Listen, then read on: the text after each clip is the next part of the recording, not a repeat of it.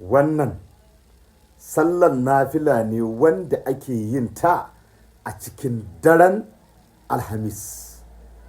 Annabi Muhammadu sallallahu alaihi wasallam ya ce duk wanda Allah ya ba shi dama ya yi wannan sallan, ya ce gaba ɗayan ladanta da darajanta da martabanta Allah ya kai shi hadiya ga ruhin innansa da babansa. Annabi Muhammadu sallallahu alaihi wasallam ya ce Allah zai baka lada, Allah zai sanya ka kamar duk haƙƙin da ake so ɗa ya sauke na iyayensa, Allah zai rubuta ka a matsayin ka sauke haƙƙin ɗa a kan iyayensa.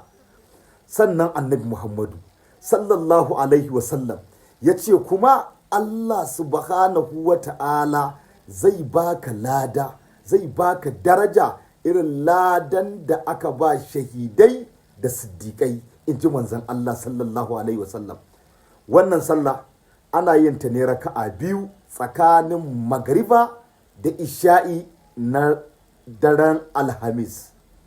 Tsakanin magariba da isha'i raka'a biyu, a cikin kowane raka'a za ka biya fatiha kafa ɗaya, sai ka biya ayatul kursiyu kafa biyar, ƙul huwallahu ahad zuwa ƙarshe kafa biyar, ƙul a'udhu bi rabbil falaki zuwa ƙarshe kafa biyar, ƙul a'udhu bi rabbin nasi zuwa ƙarshe kafa biyar. In ka idar sai ka biya astaghfirullah kafa 15, ka ce ladan Allah ya kai shi hadiya ga ruhin iyayenka, za a rubuta ka daga cikin duk haƙƙin da ake nema akan ɗa akan iyayensa ka sauki.